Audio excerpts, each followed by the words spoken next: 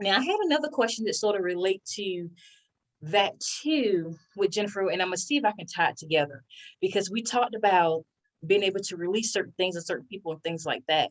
Is there only one particular way that you can sort of mend those relationships, or do you think that there's multiple ways that you can reconnect with those relationships that we sort of talked about that you sort of push back a little bit? Okay, the question is, can you mend relationships Mhm. that you've severed? Is Yes, that to some degree. When we sort of talked about the dad a little bit, and we were saying that how people can change. And Mhm. so let's say that she still had, well, for Jennifer, I could just talk about Jennifer. She still had her own view about her dad, even after connecting with her mom. She was like, don't talk to me about him. I mean, he happened to be your husband, but I mean, that's what he is to you. He don't have to be anything to me.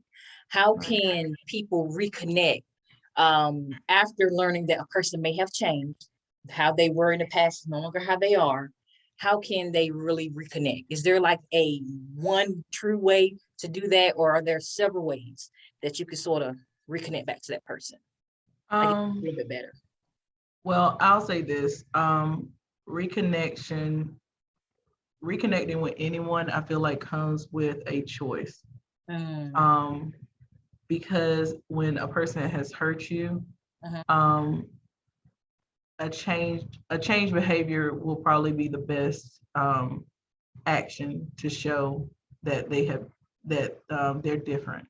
Yeah. And sometimes people won't see that. Um, like sometimes you just have to show a person before they want to um, choose you again to be in their life. Mm, And um, yeah, because the person can actually reach out and reach out and reach out. And because it's different media, like they can send an email, they can send a text, they can send a smoke signal for all I care. yes, and be like, oh, And okay. but if my heart is like closed to that person, it's Mm, not gonna change.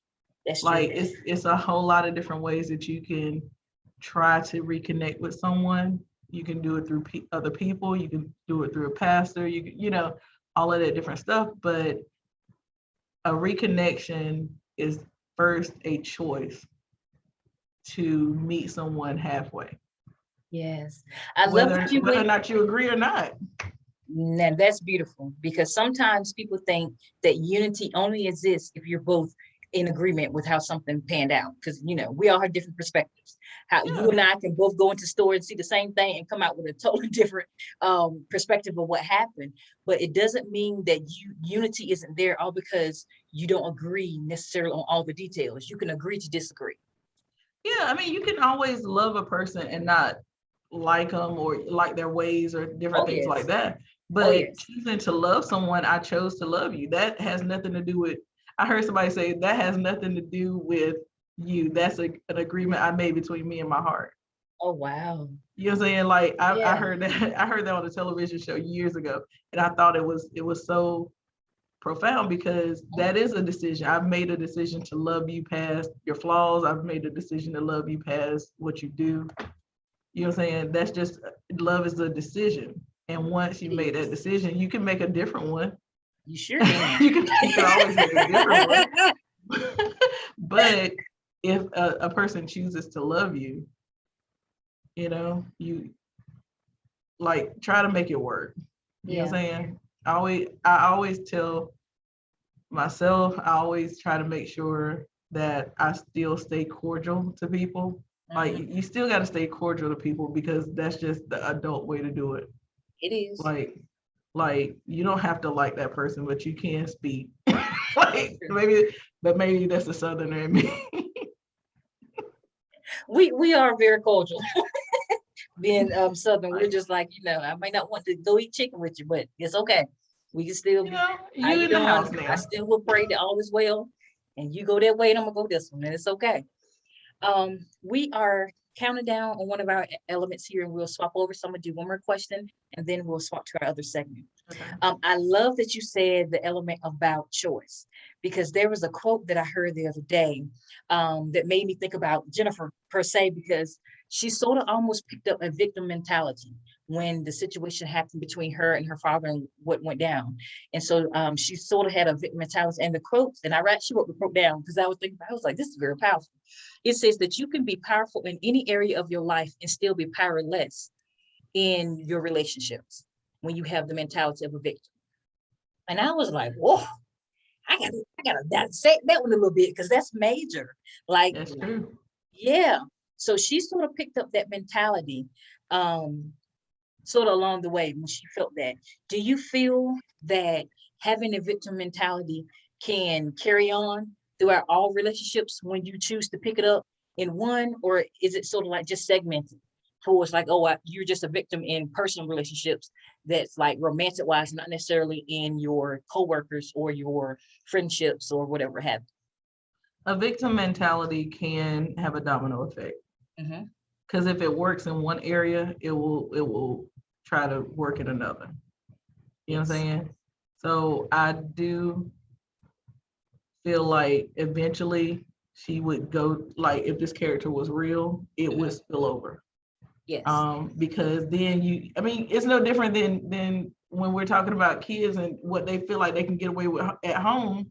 Yeah. Happens. You know what I'm saying? Like you got to be careful what you do at home because it shows Yes. up when you're not ready for it. So That is true. So I think that a mentality it's not going to go away. You know, yes, trying to compartmentalize it, and you may be a different person at work.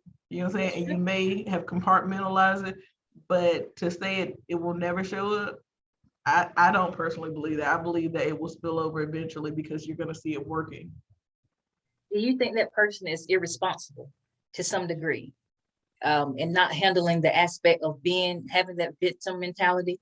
Are they being irresponsible of not getting to the root of it and trying to resolve it? Or are they just trying to live and continue to move on? They're just like, you know what, it happened to me. I can't help that it happened. And they just happen to show it up in these different areas. It depends. If we're talking about tragic things like things that happen, like as far as another person hurting someone, that's something that has to be fixed. Yeah. And that, but if you're talking about a manipulative type of person, stuff like that knows what they're doing, that person, it's hard because they have to make a choice to do better. Yeah. And it's something I think you definitely can take yourself and learn how to be better, but it takes discipline. That is true. It's going to take discipline to get out of that victim mentality. And it's going to take a lot of soul searching because you don't want to be a victim to everyone in your life. That's true. You know what I'm saying? Like you don't want people to feel like they can only talk to you about certain things. Yes. Because you're gonna feel a certain way, about things. Now, do better, ladies. Yes. Do better. Yes. And for those people that may have had a tragic issue, make sure to go and get that worked out. Yeah.